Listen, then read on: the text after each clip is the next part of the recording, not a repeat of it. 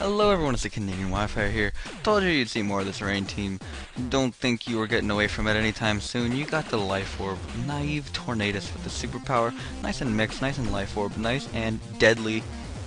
You got Nasty Pass, Stealth Rocking Celebi, Special Defensive, but kind of fast as well. Just a synergy genesis of a bunch of different Celebi sets all in one. Physically defensive but really fast, Rain, Mono Attacking, Rest, and Tail Glow Manaphy.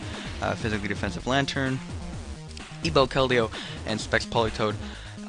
Looking at my opponent's team, holy crap, Standard Sand has never looked more standard. You have Defog Crobat, I assume that's the only reason you're running Crobat, because you're running Talonflame and Charizard. Charizard, most likely Y. I mean, I could see X going on a Sand team just because physical threat, but Charizard Y works really well on Sand as well.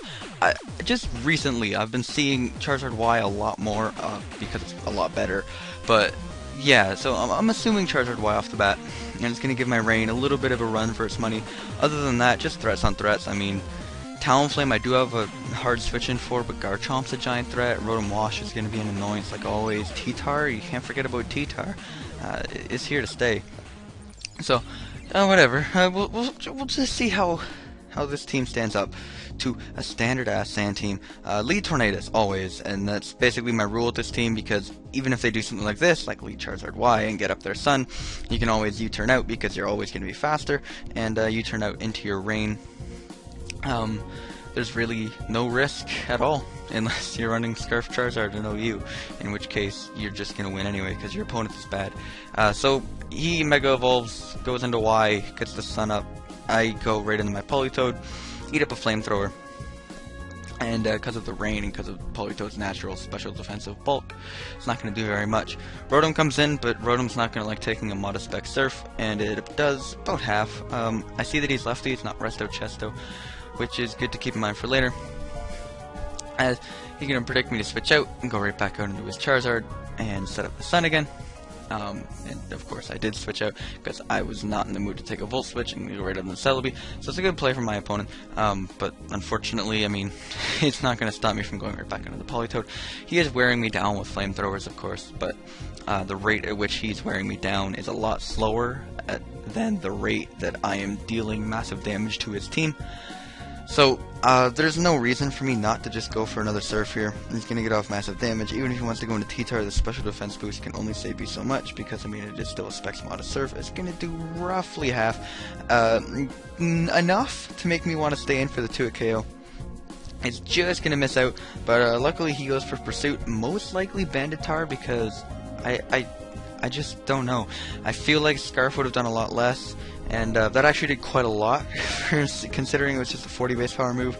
If I were to switch out, I'd basically be dead. So it's a good damn thing that I did stay in. Unfortunately, this allows him to bring out Charizard, and now I don't have a switch in. So I'm going to go with the Keldeo, because I assume he's not going to go for Solar Beam.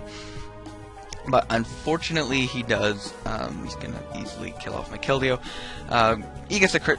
Does not matter in the slightest. Keldeo would not have been able to take that Flamethrower. There's just no way. Keldeo's bulky, but it's not that bulky. What it does allow me to do, though, is bring back out Politoed, and now that I know the Rain is up, I can go into Celebi safely, because I'm looking at his team, and I'm like, okay, there's way too many things on this team that are weak to rocks. I need rocks up. He actually goes for a Focus Blast, which is interesting. I mean, I know it's to hit Heatran and Tyrannitars, but why didn't he go for that earlier instead of switching out? Maybe because I was too low? I'm not sure.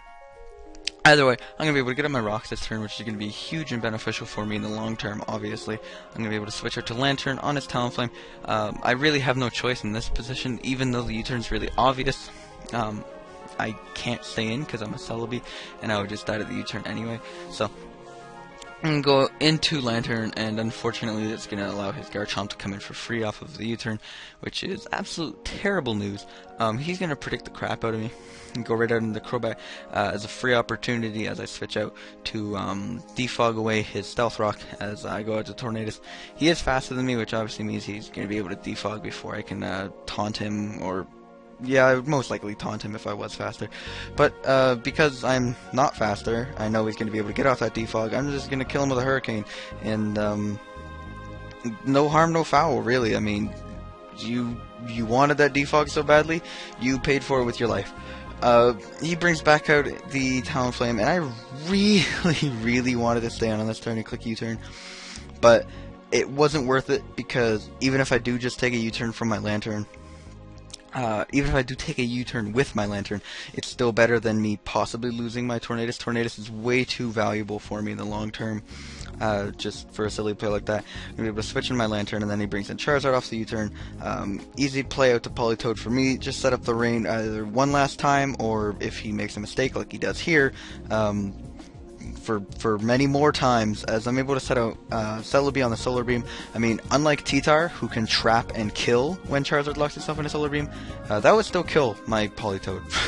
Like, it's still a Solar Beam. You have to respect that. Just because you've trapped them doesn't mean you can take the move. But what it does allow me to do is send out Celebi and get up my Stealth Rock once again, which now that Stealth Rock is out, and there's no way for him to get rid of it, every time Talonflame and Charizard come in, they lose half their health, so they only have 2 switch-ins left, basically. Here, I was convinced he's just going to keep U-turning, so I went out into my Manaphy. Unfortunately, that's not what he did. 3rd time's the charm. I tried to pull the trigger, and he did the 3rd time's the charm thing, which is what you should always go with in Pokemon. 3rd time's the time that the person's going to mix it up, and that's how you should always live by. That's how you should always predict. I'm going to go to Lantern, obviously, because I can eat up Brave Birds for days, max HP, max defense, not quite max HP, max defense, but, you know, in that ballpark range. And I'm just going to be able to rest off the damage, get right back up to a nice healthy amount of HP, and then on the next turn as he switches out, go for a Sleep Talk, hoping to get a Volt Switch, because obviously it would help me with momentum a lot. And then I see the Garchomp come out, and I'm like, okay, now I'm really hoping I don't get a Volt Switch, and luckily the former happens, and I get a Scald, or the latter. Whatever, I get a Scald. No burn, unfortunately, but I mean, it's better than nothing. I mean, I got damage off on the damn thing. I'm gonna go with the Manaphy because it's physically defensive, and maybe I can get up a Rain Dance.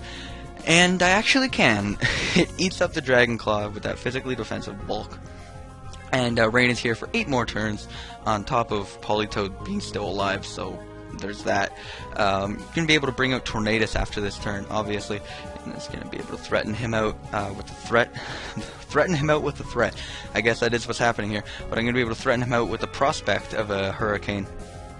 And of course, there's no reason really not to just go for it. Rotom is physically defensive, most likely, because that would be his switch-in for Talonflame on his own team, although T-Tar can take care of it as well. Possibly his Rotom wasn't physically defensive, but I mean, it doesn't really matter what you are. When you're at 50%, you're going to die to 2 Hurricanes from a Tornadus T, and it's going to leave him in a dire position of, gotta bring out Charizard. Unfortunately, I think he took like 1 or 2% damage earlier in the battle, and that's why